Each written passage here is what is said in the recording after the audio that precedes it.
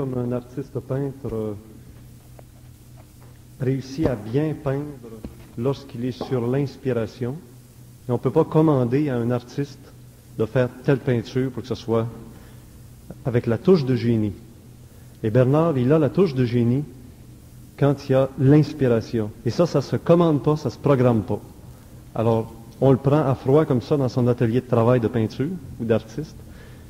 Et le thème de ce soir, Bernard, que j'avais pensé aborder, c'est « Et le Verbe s'est fait chair », la fameuse formule que le Christ utilise. Est-ce que le Verbe, c'est pas le contact entre l'Esprit, le grand Esprit, l'Esprit, et la chair qui est la matière qui est en nous, qui vit à travers nous?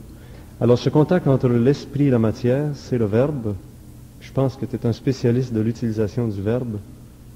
Alors j'aimerais que tu nous transposes cette formule « Et le Verbe s'est fait chair » à la manière de Bernard, contacté par le supramental.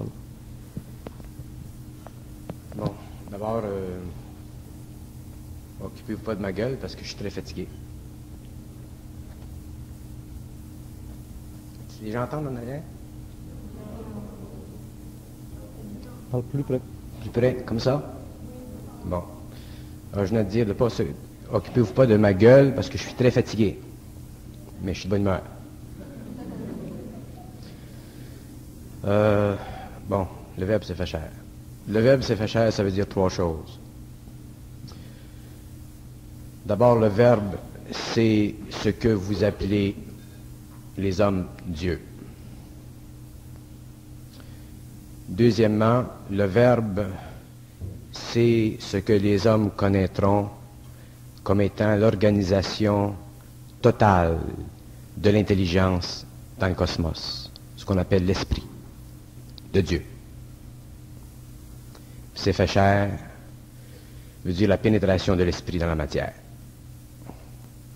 Le Verbe s'est fait chair, c'est une parole ésotérique ou occulte, ou une parole réelle plutôt, qui permet à l'homme de reconnaître le pouvoir de l'esprit sur la matière. Et lorsque les hommes auront reconnu le pouvoir de l'esprit sur la matière, c'est-à-dire lorsque les hommes eux-mêmes seront dans l'esprit, à ce moment-là, les hommes auront le pouvoir sur la matière. Et à partir de ce moment-là, le Verbe s'étendra dans la matière et la réorganisera pour le bénéfice de l'homme. Le Verbe, ce n'est pas la parole parlée, ce n'est pas le mot, ce n'est pas la forme, c'est l'énergie de la forme. C'est l'énergie qui crée la forme. Et la dimension la plus difficile aujourd'hui, à la fin du XXe siècle,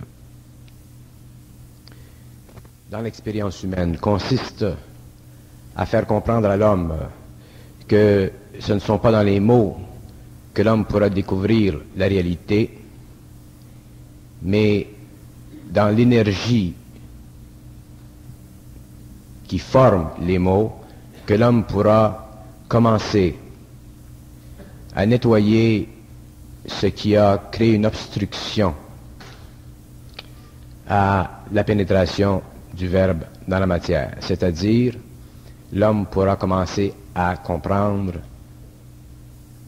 par lui-même ce qui est caché derrière la matière.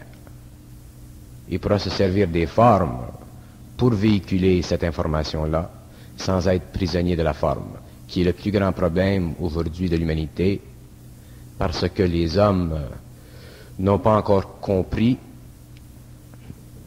que dans l'homme, il y a deux niveaux d'intelligence.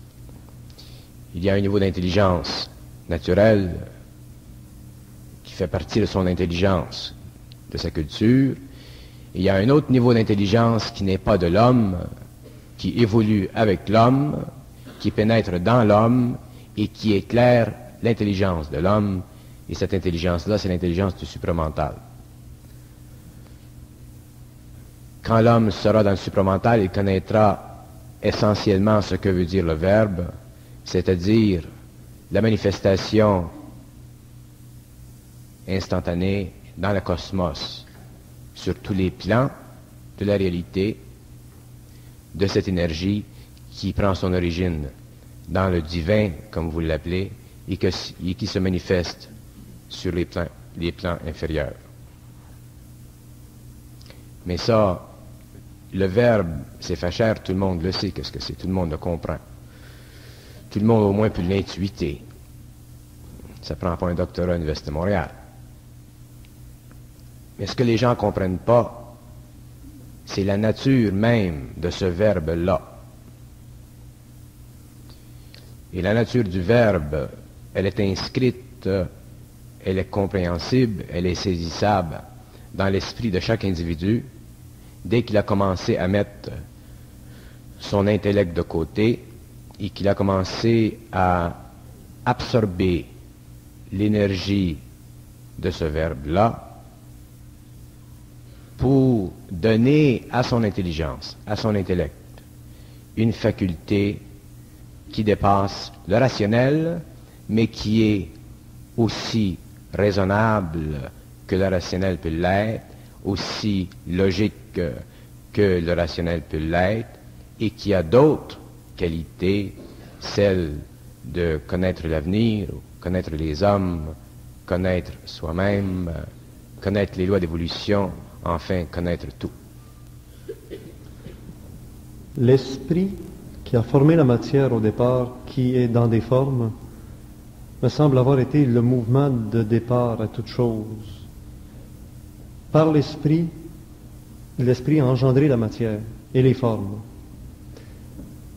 Mais quand on veut retourner par l'esprit à l'évolution de l'être humain, il me semble évident qu'on doit éliminer les formes, éliminer la matière pour retourner à l'esprit, source de la forme et de la matière. Bon. Il ne s'agit pas d'éliminer la forme ou la matière, il s'agit de comprendre l'influence qu'a la forme sur l'homme, sur les émotions de l'homme. Le problème de l'homme, ce n'est pas la forme. D'ailleurs, la forme existe sur tous les plans. Mais le problème de l'homme vis-à-vis la forme, c'est l'attachement émotif qu'il a envers cette forme, que ce soit une forme parlée, que ce soit un langage, que ce soit de la connaissance, que ce soit de la culture, que ce soit un objet matériel, un automobile, une télévision, que ce soit n'importe quoi. Quel que soit le niveau de densité de la forme, dès que l'homme est attaché émotivement à cette forme, il est prisonnier de la forme, parce que la forme fera chez lui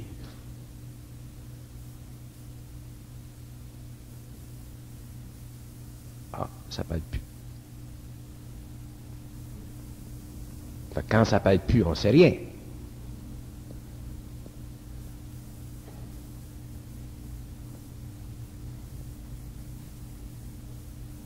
Si j'essaye de forcer que ça parle, là, je fais une gaffe. Je peux poser une autre question? Oui. Parlons de la matière plutôt que de la forme. L'esprit a produit jusqu'à la limite de la création de la matière. Lorsque l'homme, dans sa condition matérielle, veut évoluer par la matière, par les sciences matérielles, que ce soit la chimie, l'électronique, etc., il doit retourner son regard vers la matière. Ça me paraît en même temps d'arrêter de regarder vers l'esprit. Il y a une contradiction entre matière et esprit. Il semble y avoir une contradiction, mais il n'y a pas de contradiction. C'est pas la matière qui retarde l'évolution de l'homme. C'est l'attitude psychologique de l'homme envers la forme, envers la matière. Lorsque l'homme aura compris la nécessité, et d'ailleurs, lorsque l'homme sera dans l'esprit, c'est-à-dire que lorsque l'homme pourra communiquer avec le supramental, et qu'il travaillera dans la matière, ou qu'il travaillera dans les livres, ou qu'il travaillera dans quoi que ce soit, à ce moment-là, il sera informé par l'esprit concernant les lois de la forme.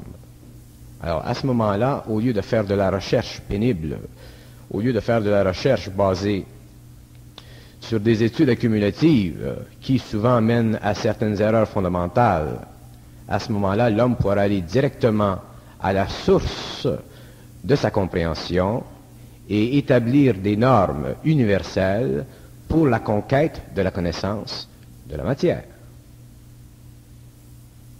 Ainsi, dans un cas comme ça, dans ces temps-là, les théories n'existeront plus. Alors, je vous donne un exemple. Vous avez dans la science de la physique ce que certains appellent le phénomène dualistique de Heidegger.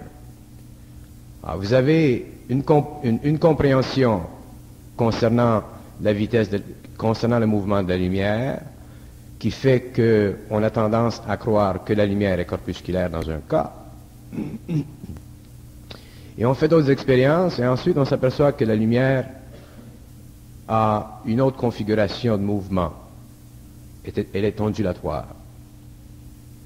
Alors, au début, quand les scientifiques cherchent, il y en a un qui arrive à une conclusion de la théorie corpusculaire, il y en a un autre qui arrive à une autre conclusion de la théorie ondulatoire, et vous avez deux écoles qui se forment, et automatiquement vous avez des conflits d'intérêts.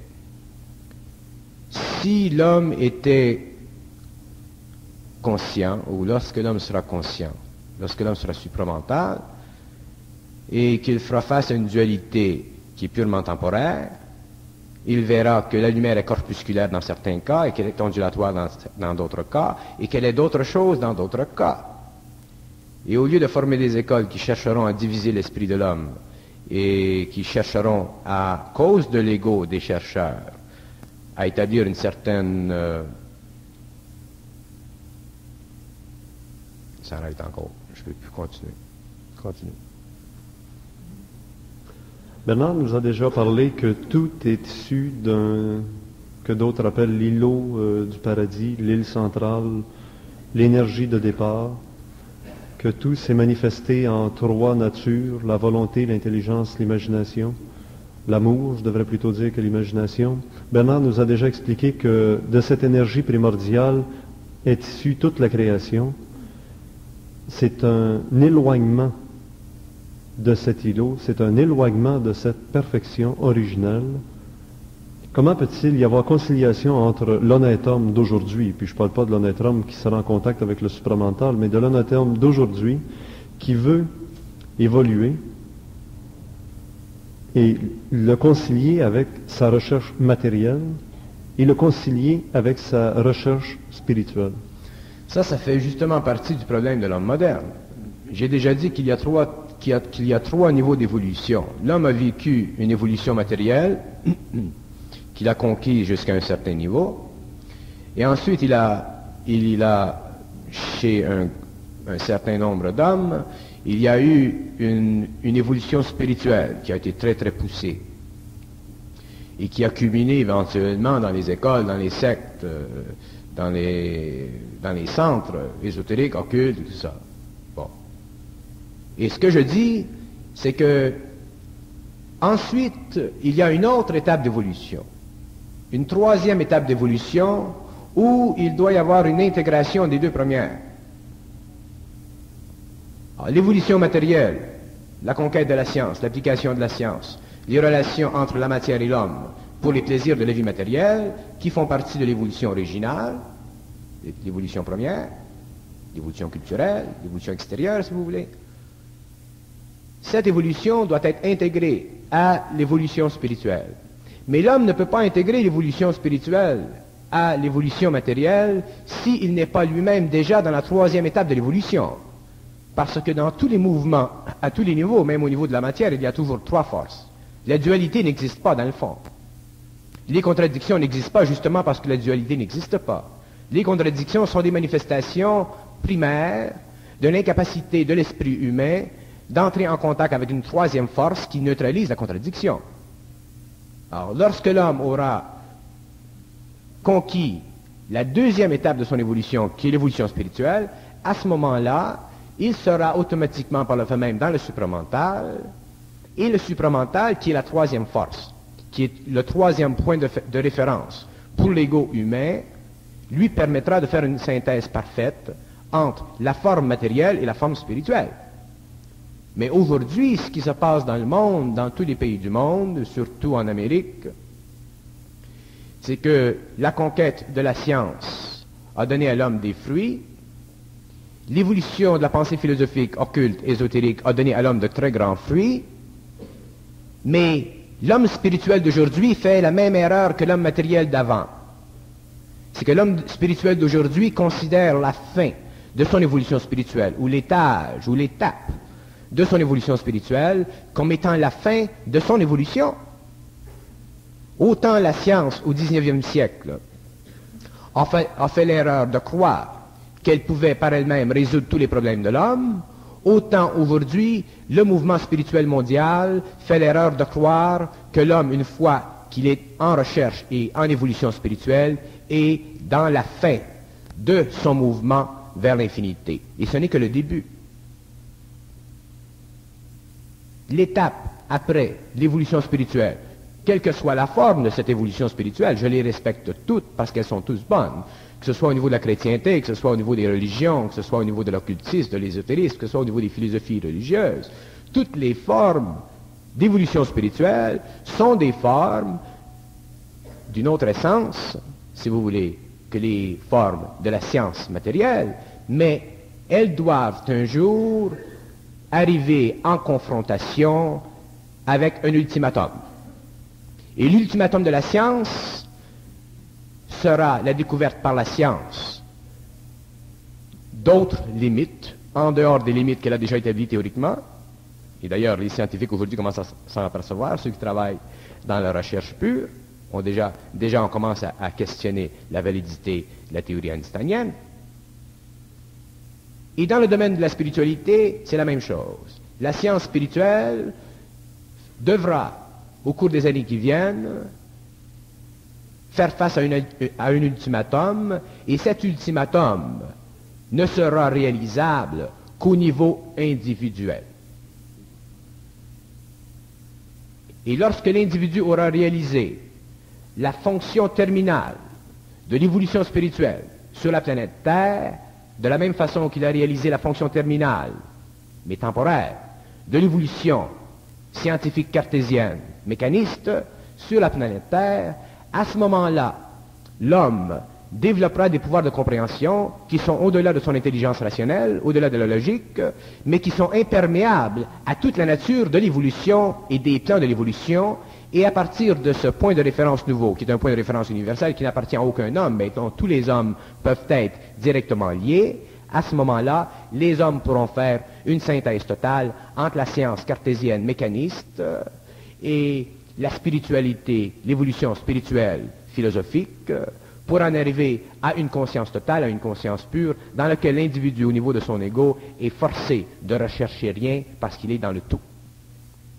Et effectivement, si l'individu, l'ego, est éclairé par le tout, c'est-à-dire que si l'ego est dans une connaissance instantanée de ce qu'il doit savoir, automatiquement, la lumière doit éclairer la science mécaniste et changer ses points de vue, éclairer les dimensions creuses de ses théories et de ses hypothèses. Et au niveau de la spiritualité, la science spirituelle sera aussi forcée de regarder à nouveau, avec des yeux nouveaux, des concepts philosophiques qui ont aidé à l'évolution spirituelle de l'homme et qui ont maintenu sur la planète Terre une certaine tension évolutive pour que l'homme puisse éventuellement sortir de son barbarisme et atténuer la qualité de ses mœurs, afin qu'au XXe siècle, avec des engins que nous possédons, nous puissions aussi allier une certaine diplomatie philosophique entre les peuples, et à ce moment-là, l'homme pourra connaître et l'homme pourra travailler à partir de ces temps-là, avec des intelligences très supérieures à l'homme, qui évoluent dans le cosmos, qui ont le contrôle de la matière, qui sont totalement en dehors des formes spirituelles, pour qui l'ésotérisme ou l'occultisme terrien ou planétaire ici est totalement primitif, et pour qui aussi la science cartésienne et mécaniste est un avant-goût de la science de l'atome et de la science de la lumière. Mais ce passage de l'humanité d'aujourd'hui à ce contact général avec le supramental est-il pour bientôt? Ce passage est déjà commencé. Ce qui se fait lorsqu'une civilisation, lorsqu'une planète entre dans un nouveau cycle d'évolution,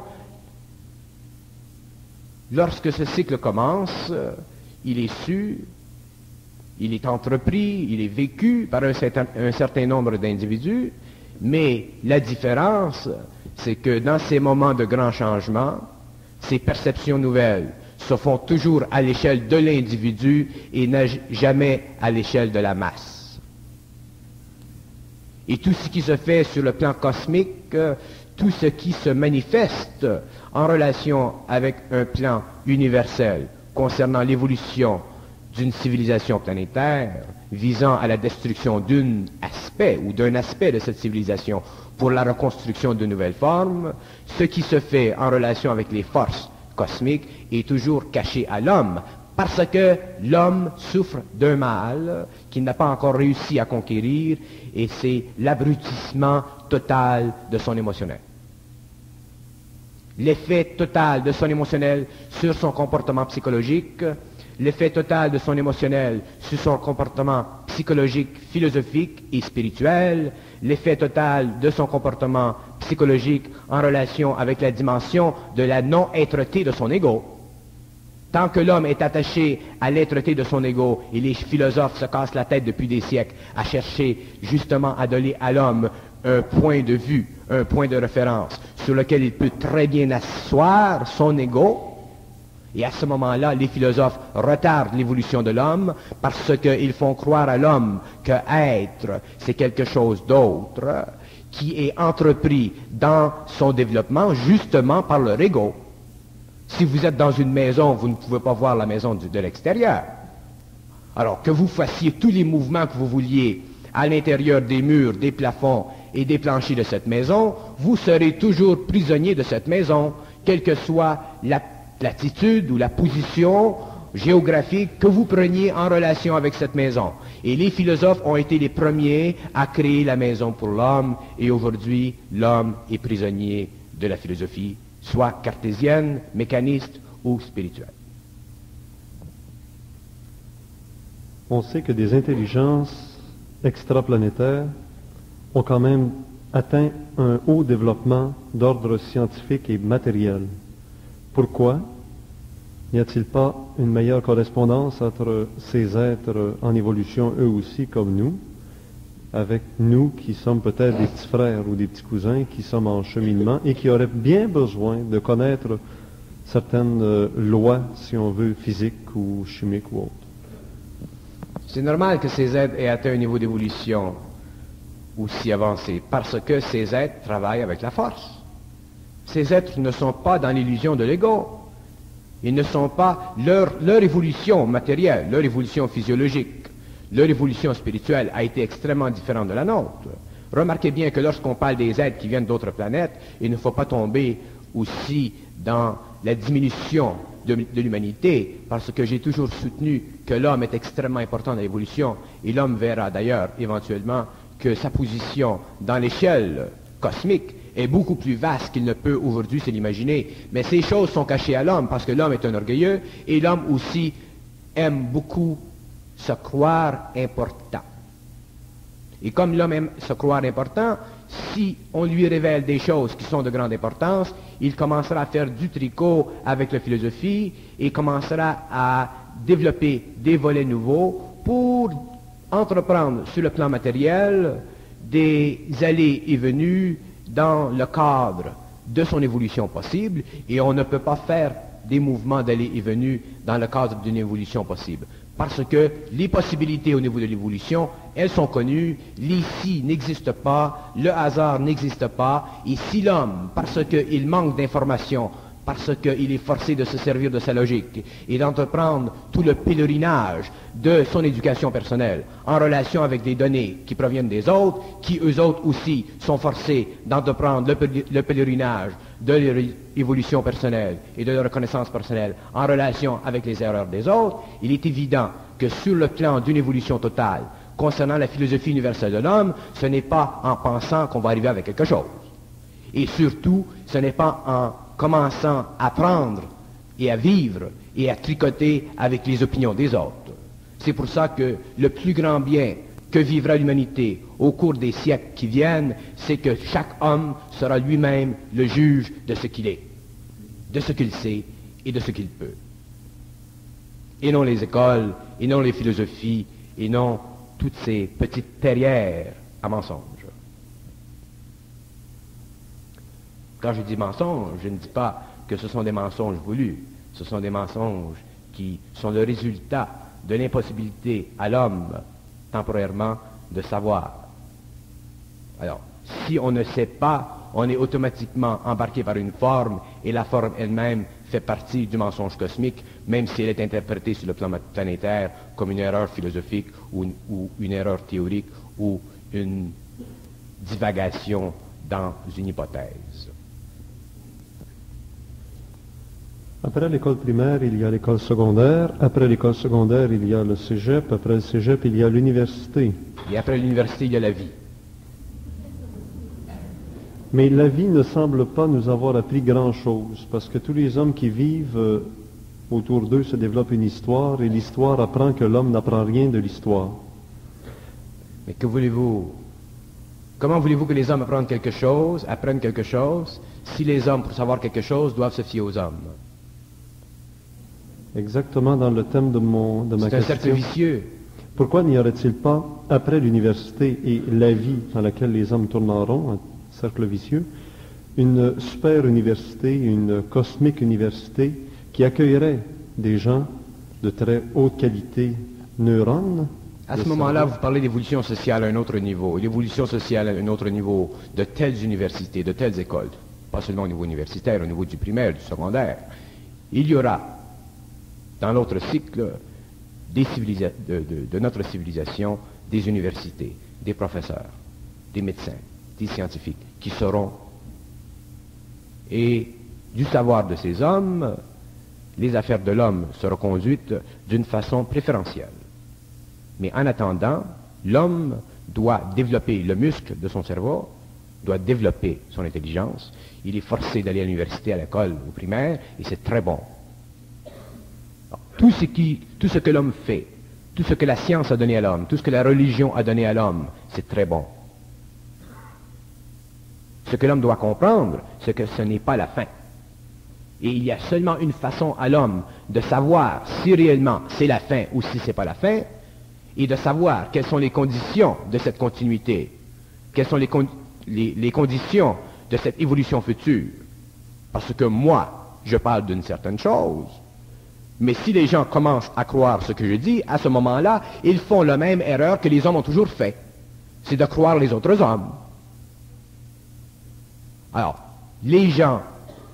si les gens comprennent qu'il y a en eux un puits de connaissance, qu'ils aient accès à cette connaissance qui est universelle, et ils verront par eux-mêmes, et ils pourront étudier par eux-mêmes les aspects nouveaux de l'évolution, dans lequel ces universités, telles que vous en préconisez les aspects futurs, feront partie de la vie éducative, de la vie d'instruction des humanités futures. J'entendais par là quelque chose de très concret, très pratique et très applicable. Demain matin, ce sont des civilisateurs super intelligents qui seraient, disons, interplanétaires et qui recevraient chez eux ou dans des centres des humains qui ont franchi l'université de la vie terrestre et qui seraient prêts à aller apprendre encore plus et revenir avec non seulement des connaissances de plus, mais aussi des techniques pratiques. Il y a des hommes qui travaillent dans cette direction. Mais quand un homme travaille dans cette direction, suivant l'homme, suivant ce qu'il fait, le travail qu'il fait est très concentré et à une petite échelle. Pour qu'un travail se fasse à une échelle mondiale, à une échelle planétaire, ça nécessite des interventions directes des forces cosmiques sur une planète. Et lorsque cette intervention prendra place, à la suite de cette intervention, naîtra une nouvelle civilisation. Mais avant, c'est simplement au niveau individuel, et ce ne peut être dans le cadre d'une institutionnalité quelconque. Ce doit être totalement sur un plan individuel. Parce que l'homme, aujourd'hui, vous savez, je vais vous expliquer une chose. Lorsqu'un homme travaille avec les forces, Ce n'est pas lui qui dicte comment telle chose ou telle chose ou telle chose doit prendre place. Ce n'est pas lui qui conçoit. Ce n'est pas lui qui impose sa volonté. Parce que cet homme, par le fait même qu'il travaille avec les forces du supramental, est unifié au supramental et en connaît ses aspects évolutifs. Alors l'homme, automatiquement, même si sur le plan matériel, à l'intérieur du réseau de la structure humaine, y a-t-il ce qu'on peut appeler les bons et les méchants aussi bien dans l'intelligence cosmique que dans l'intelligence planétaire? Bon, dans le cosmos est très vaste. Et dans le cosmos, pardon, il y a des intelligences qui cherchent à retarder l'évolution de l'homme. Il y a des intelligences qui sont, comme vous appelez, des intelligences retardataires. C'est le terme que je préfère. Des intelligences retardataires. Et ces intelligences veulent retarder l'évolution de l'homme parce que déjà ces intelligences savent que l'homme est protégé. Et l'homme étant protégé, qu'il le sache ou qu'il ne le sache pas, que l'homme est protégé par les forces de la lumière et qu'il doit éventuellement travailler avec ces forces, et sachant qu'eux travaillent avec d'autres forces, les forces de la lumière et les forces opposées ne doivent pas se rencontrer. Alors chacun fait suivant son évolution. Les forces opposées, est-ce que ce sont ce qu'on appelle les forces des ténèbres? Ce que vous appelez les forces des ténèbres, ce que certains appellent les forces sataniques, ce que certains appellent les forces plutoniennes, ce que certains appellent les forces lucifériques, ce que certains appellent les forces arimaniennes. Toutes ces forces, ce sont des mots. Mais toutes ces forces sont des forces qui poursuivent une évolution tranquillement, et l'évolution qu'elles poursuivent sont des évolutions nécessaires à la dimension de leur réalité. C'est comme le feu. Vous avez le feu, effectivement, si vous mettez votre doigt dans le feu, vous allez vous brûler. Alors, à ce moment-là, le feu n'est pas bon. Mais regardez simplement le feu, et vous ne pouvez pas dire que le feu est mauvais. Et concernant les évolutions, c'est la même chose. Sur les plans cosmiques, il y a des forces qui vont dans cette direction, et il y a des forces qui vont dans cette autre direction, et éventuellement ces forces doivent se rencontrer. Et pendant ce temps-là, qui fait le connard? C'est l'homme, parce que l'homme est à la fois tenté par ses forces et à la fois tenté par ses forces, et à cause de son émotion et de la recherche de la lumière qui est déjà installée en lui par le fait qu'il a une âme très évoluée, même si elle est très ignorante, il tend vers les forces de la lumière, parce que l'homme est dit que c'est dans la lumière que l'on trouve le repos. Et effectivement, c'est juste. Mais les forces sombres, dans leur but évolutif, ont une fonction dans l'univers. Et cette fonction est remplie et sera remplie et sera toujours remplie, parce que si ces forces n'existaient pas, il n'existerait pas dans l'univers de polarité, et lorsqu'il n'y a pas de polarité, il n'y a pas de mouvement. Alors la polarité des énergies, des forces est essentielle. Et lorsque l'homme est arrivé à conscientiser son être, il est capable, par le discernement universel qui est en lui, de savoir si c'est dans cette direction qu'il doit aller, ou si c'est dans cette direction qu'il doit aller. Si ces forces aident à l'évolution de l'humanité, ou si ces forces retardent l'évolution de l'humanité. Mais tant que l'homme n'a pas le discernement, il est incapable de savoir et de comprendre jusqu'à quel point les forces de gauche influent sur la condition humaine. Et c'est là le danger de l'homme. Parce que l'homme, dans son intelligence primitive, et aussi dans son intelligence qui est affectée constamment par son émotion, est automatiquement forcé de réunir en lui le plus grand respect qu'il a pour la sagesse. Et l'homme ne connaît pas les lois de la sagesse. Et les maîtres ne connaissent pas les lois de la sagesse, parce que les maîtres font partie de la sagesse. Et lorsque l'on fait partie de quelque chose, on n'est pas en dehors de cette chose, alors on est dans la forme de cette chose. Et c'est pour ça que les maîtres, un jour, devront comprendre supramentalement les limites de la sagesse, pour en arriver à pouvoir, avec le discernement universel, détruire toutes les formes de la sagesse qui empêchent l'humanité de comprendre l'infinité de son pouvoir.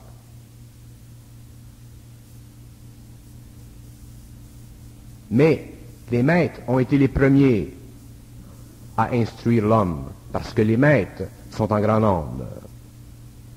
Et les hommes ont eu besoin d'instruction pour développer un sens de sagesse. Mais les hommes et les maîtres devront un jour comprendre. Ils devront un jour pouvoir réaliser avec le même discernement la fraction d'intelligence qui existe dans l'homme et aussi réaliser l'universalité totale de l'intelligence et comprendre que l'intelligence n'est pas de l'homme. Et lorsque les hommes comprendront, les non-initiés et les initiés, que l'intelligence n'est pas de l'homme, à ce moment-là, les hommes seront dans le savoir, et à ce moment-là, les hommes auront le pouvoir de communiquer par télépathie avec les extraterrestres et retarder l'implantation des pensées-formes extraterrestres dans les grégores terrestres et de les détruire, pour libérer complètement l'humanité des forces extraterrestres plutoniennes et permettre à l'homme éventuellement de travailler avec sa propre énergie et de créer lui-même ses propres vaisseaux pour aller dans la galaxie. L'évolution matérialisante et matérialiste des scientifiques qui s'intéressent à la matière n'est certainement pas celle recherchée par les maîtres, car aucun des maîtres n'est venu sur la Terre avec une étiquette de scientifique. Et tous les maîtres sont venus sur la Terre avec des étiquettes de spiritualistes, de penseurs, d'humanistes. Et je reviens encore à la question. Je suis content que vous demandiez cette question, que vous parliez de ceci. Parce que l'humanité est un enfant et l'humanité doit être nourrie. Et les maîtres ont la fonction de nourrir l'humanité et de lui donner la nourriture spirituelle qu'elle a besoin pour survivre sur le plan émotif. L'homme ne peut pas regarder le cosmos. L'homme ne peut pas être en harmonie avec l'universel et totalement diminuer dans sa conscience personnelle la valeur émotive de son ego. Je ne parle pas de la valeur mentale de son ego, mais la valeur émotive de son ego. Parce que l'homme, s'il vivait cette valeur émotive, s'il perdait cette valeur émotive de son ego, il tomberait automatiquement en dépression. Mais lorsque l'homme est mental, lorsqu'il est supramental, la valeur émotive de son ego n'existe plus. Et à ce moment-là, il est capable, par lui-même, de voir à travers les formes spirituelles et l'émotion de ces formes, et il est capable, à ce moment-là, de trancher toutes les questions. Et tant que l'homme n'est pas capable de trancher toutes les questions et qu'il a besoin d'un aide pour le faire pour lui, il est dans la merde. Même s'il ne le réalise pas, même s'il ne le comprend pas, ceci fait partie de l'involution. Et quand je dis dans la merde, je le fais. Et je le dis avec la plus grande sincérité parce que je suis moi-même en dehors de la merde. Et quand on est en dehors de la merde, on sait qu'est-ce que c'est être bien dans sa peau. Alors quand je suis graphique avec vous, ce n'est pas pour insulter vos intelligences, mais c'est pour éveiller en vous l'importance de certains mots alliés à certaines explications pour faire comprendre une fois pour toutes jusqu'à quel point l'homme doit s'individualiser. L'homme doit devenir totalement autonome. L'homme doit totalement être en relation avec lui-même. Et lui-même qui est intérieur à lui-même, et lui-même qui est extérieur à lui-même, mais en relation avec son intérieur. Et ça, c'est le supramental.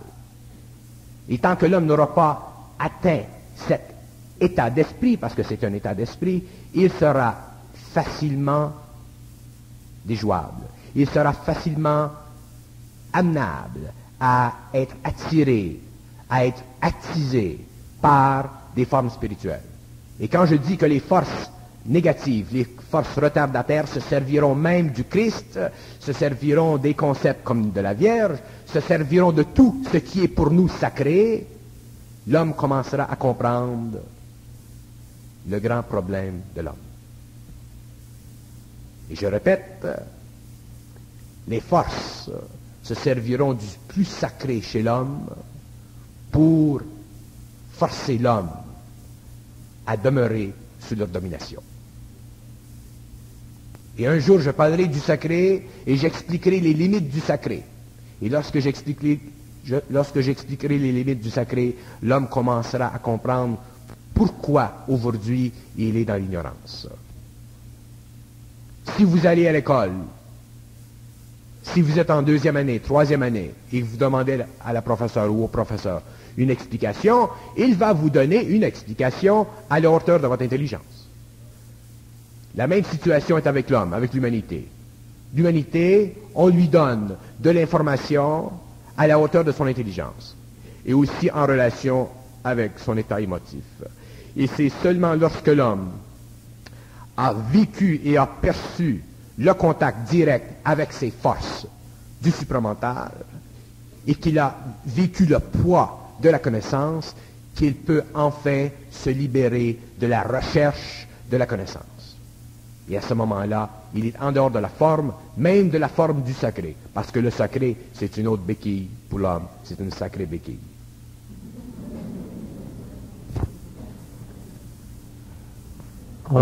Pardon, une minute. Vous retournez en arrière, vous lisez l'histoire. Regardez l'histoire. Aujourd'hui, la vie nous est plus facile sur un plan personnel, sur un plan spirituel, parce que nous vivons dans un pays qui est plus démocratique. Ce qui a tué, ce qui a commencé à tuer l'esclavage de l'homme, ça a été la télévision et la radio. La radio d'abord, et ensuite la télévision. Mais naturellement, comme toute force, les forces servent autant dans un camp ou dans l'autre. Mais la télévision a été la plus grande puissance donnée à l'homme, parce que la télévision, c'est une conscience mécanique, qui représente une conscience réelle par l'image. Et c'est pour ça qu'aujourd'hui, les masses avancent très rapidement dans une certaine sorte de liberté psychologique. De sorte qu'aujourd'hui, c'est très difficile, à moins qu'un gouvernement contrôle totalement la télévision et totalement les moyens ou les accès à l'information, d'empêcher les hommes d'avancer. Et dans les années qui viendront, avec le développement interne de l'homme, une fois que l'homme aura, au-delà de cette liberté temporaire ou de ce mouvement original, lorsque l'homme aura commencé à travailler et à fonder sur lui-même le siège de l'édification, de la connaissance et du savoir, à ce moment-là, l'homme sera prêt pour entrer en contact direct avec les intelligences supérieures. Mais pas avant. Mais parlons-en du sacré. Le sacré? Le sacré. Le sacré, c'est une permission donnée aux intelligences, aux forces de la lumière. Et le sacré existe à la fois dans le satanique comme dans la lumière. Le sacré veut dire 3 choses. Le sacré veut dire que toi, homme, tu ne dois pas chercher derrière le voile.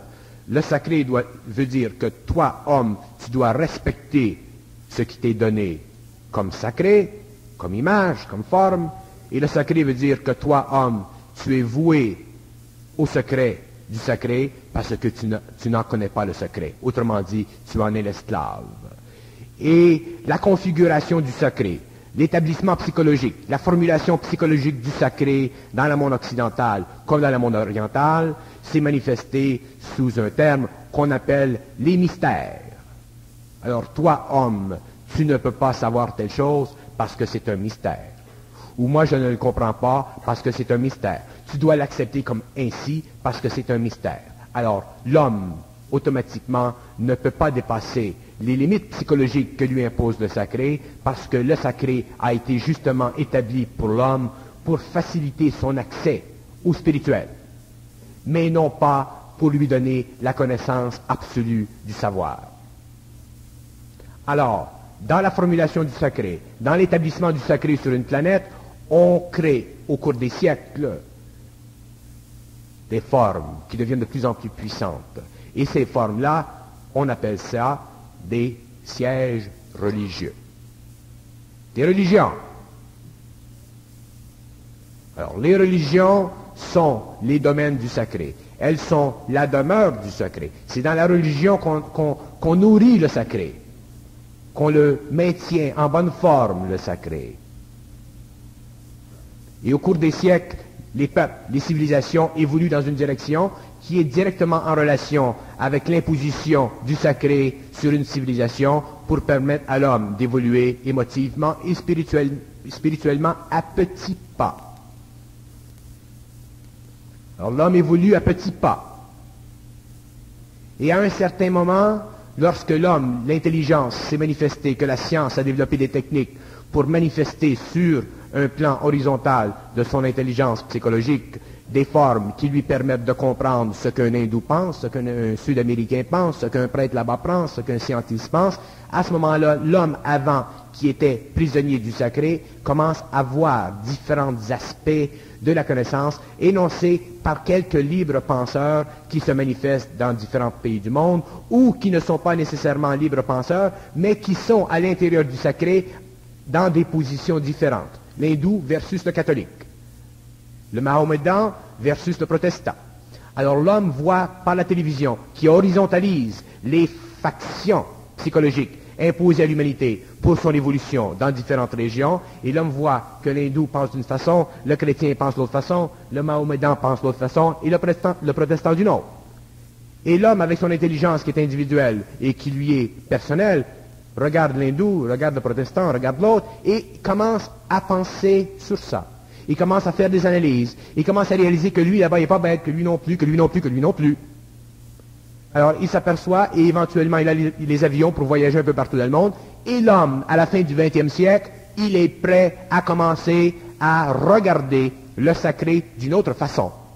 Non pas avec son émotion, mais avec son mental pur. Et lorsqu'il regarde le sacré avec son mental pur, il détruit tous les voiles du mystère et entre automatiquement dans l'infinité du supramental. Et à ce moment-là seulement est-il prêt à communiquer d'une façon intelligente, permanente, totale et sans inflexion avec le supramental des êtres cosmiques. Et à ce moment-là, comment pourra-t-il encore faire le mal? Question très intéressante. Le mal planétaire provient du fait que lorsque s'établit sur une planète une dimension de conscience, cette dimension de conscience, elle est donnée par un initiateur dans un mouvement original. Un jour, l'initiateur part. Les plus près de lui meurent. Les plus près de eux meurent. Les enfants des enfants meurent. Et éventuellement, la force originale commence à diminuer. Et c'est pourquoi, même dans la 6e race qui vient, il y aura éventuellement une perte d'énergie. Et c'est seulement lorsqu'une civilisation a atteint un niveau suffisant de puissance interne qu'elle a sur elle-même le droit d'aimer. Et lorsqu'une civilisation a le droit d'aimer, il lui est incapable de faire des erreurs, et cette civilisation monte en flèche et n'est plus soumise au cycle planétaire du quartier horizontal du Soleil dans lequel elle habite. Alors automatiquement, cette civilisation est capable de poursuivre pendant des années et des années la recherche de la science. Et les extraterrestres sont des êtres qui recherchent dans cette direction. Ce n'est pas la connaissance qui intéresse les extraterrestres, c'est la poursuite de la science. Et la poursuite de la science pour les extraterrestres, c'est la même chose que la poursuite de la spiritualité pour l'homme. Et lorsque les extraterrestres ou les intelligences raciales des autres planètes, comme éventuellement sur la Terre, s'intéressent simplement à la poursuite de la science, ils sont automatiquement dans le mouvement cosmique de la connaissance et automatiquement leur civilisation en fait le bénéfice, et ces êtres ne peuvent jamais se servir de cette science pour la destruction, ne peuvent jamais retarder l'évolution d'autres civilisations ou d'autres galaxies, et ces êtres, on les appelle nos frères. Et nos frères, les extraterrestres, nos frères, ceux qui ont le droit d'aimer, un jour pourront correspondre avec nous de la même façon lorsque nous aurons atteint le droit d'aimer. Mais l'homme n'atteindra pas le droit d'aimer avant la fin et le début de l'autre cycle.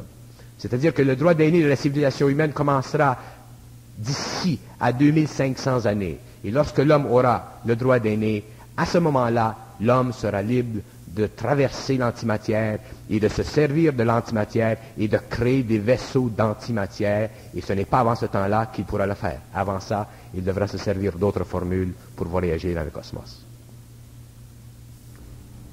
La misère morale ou physique n'est-elle pas une expression du mal? La misère morale. La misère est mal. Toute misère est mal. Je vais vous dire ce que c'est que le mal. Le mal, c'est tout cela qui ne vous rend pas heureux.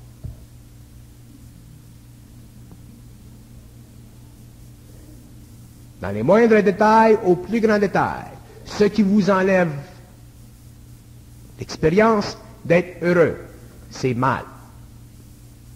Alors voyez jusqu'à quel point le mal est répandu sur la planète.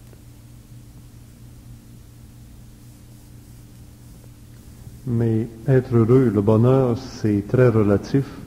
Je continue.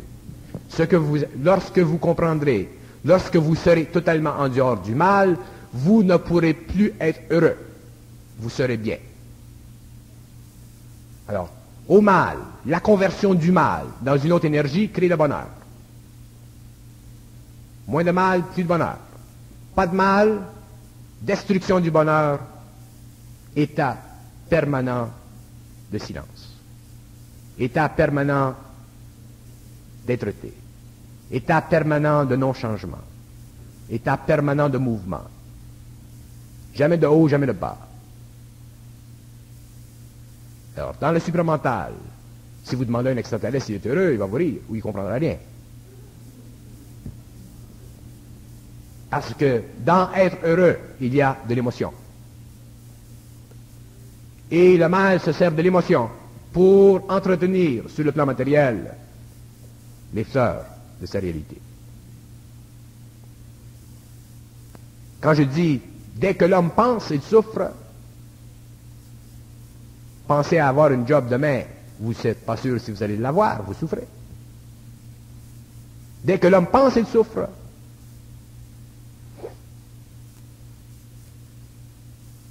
Alors le mal est directement proportionnel au bonheur.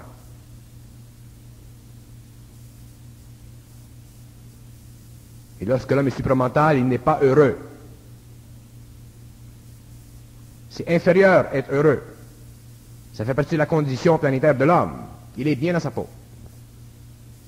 Et bien dans sa peau, c'est la formule psychologique la plus simple que j'essaie de donner, d'expliquer, de faire comprendre, pour faire réaliser aux gens que lorsqu'on est conscient, on est conscient. On n'a rien de besoin de plus et on n'a rien de besoin de moins. Tout est là. C'est du bouddhisme à la sauce de Bernard. Bon. Les bouddhistes, les orientaux, il faut faire attention parce que moi je ne suis pas prêt à... D'ailleurs, je ne suis pas prêt et je ne suis jamais prêt à jeter la couverte sur tel ou tel système. Je les regarde d'une façon froide et objective. Mais les bouddhistes ont compris, ou les orientaux, la philosophie orientale a compris une chose.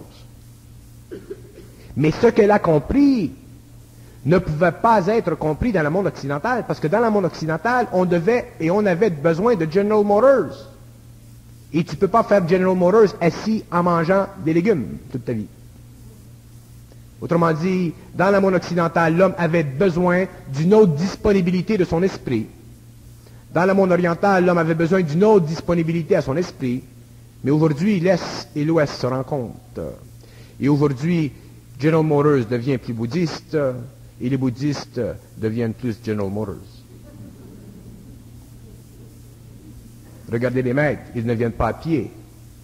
Ils viennent en 747.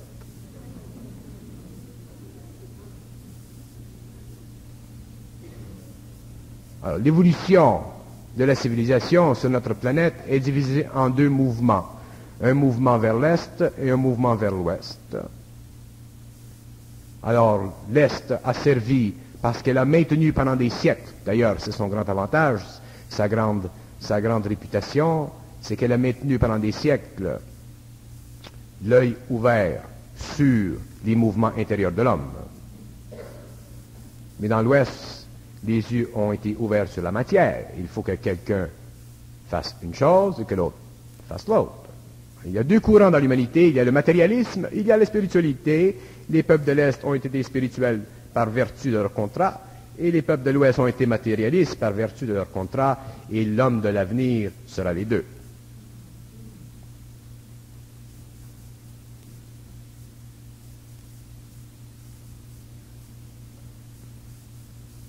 Quand je dis à des gens,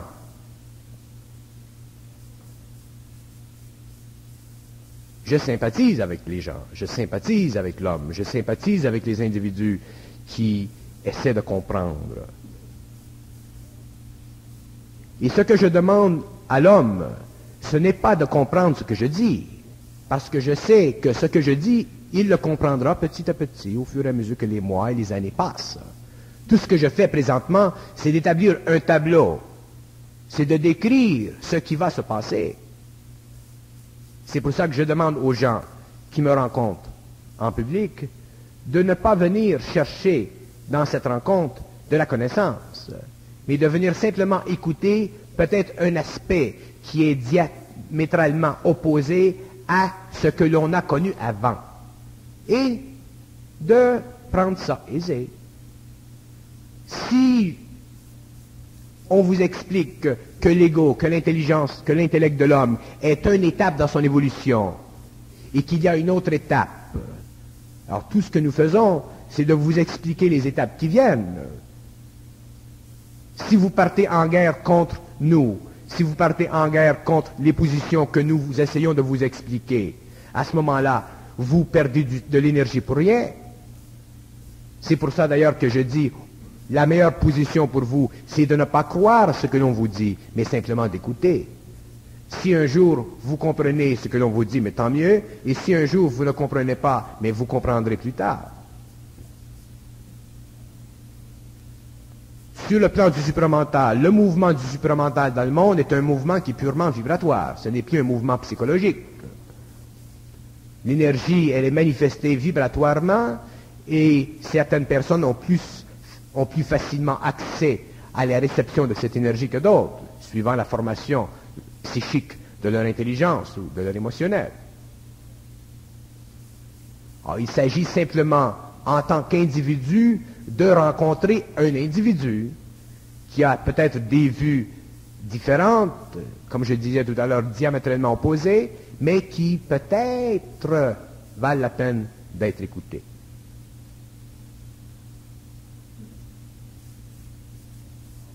C'est pour ça que je dis, quelles que soient les activités, quels que soient les modes d'intersection entre ce que vous savez et ce que vous découvrez et ce que vous pouvez entendre venant de moi, ces modes d'intersection ne sont nullement destructibles les uns les autres.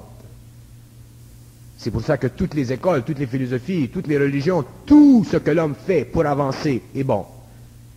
Je souligne simplement que à toute forme d'évolution, que ce soit une évolution matérielle, scientifique, cartésienne, mécaniste, ou que ce soit une forme d'évolution spirituelle à la sauce de telle école ou telle école, toutes les formes, éventuellement, doivent en arriver à une synthèse, et c'est le supramental qui crée la synthèse de l'homme, ou dans l'homme, parce que dans le supramental, il n'y a pas de pensée personnelle.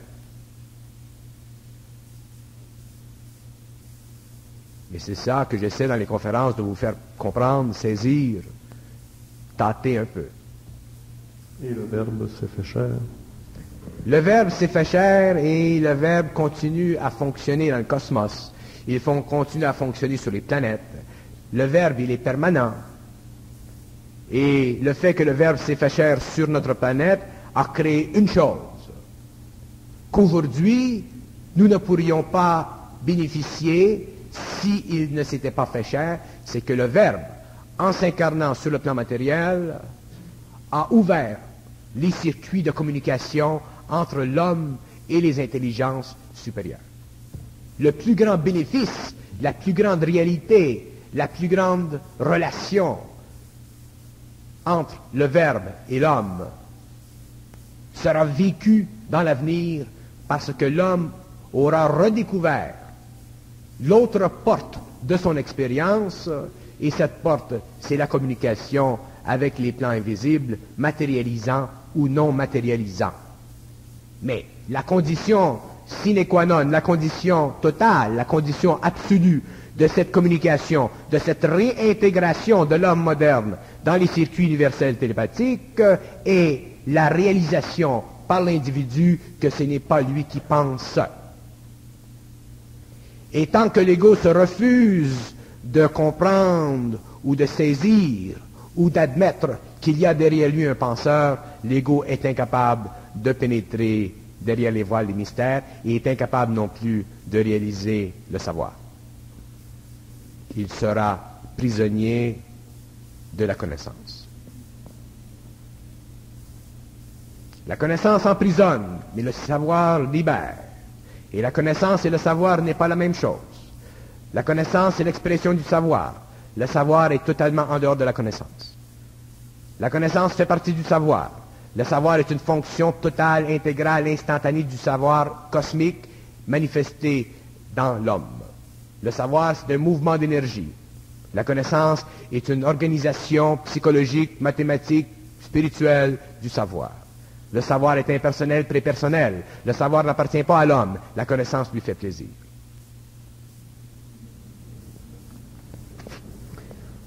C'est sur ce que se termine cette première partie de la soirée. Vous savez, si vous avez des questions, tantôt on se retrouve, là il est 9h16, à 9h35 environ. Apportez des questions par écrit ou vous pourrez aussi poser des questions directement de la salle. Pour que ça passe. OK. Mais c'est pas nécessaire que l'homme soit fusionné pour être conscient. Un homme qui est fusionné est automatiquement conscient. Un homme qui est fusionné devient automatiquement un instrument dans le cadre de l'évolution. Mais les hommes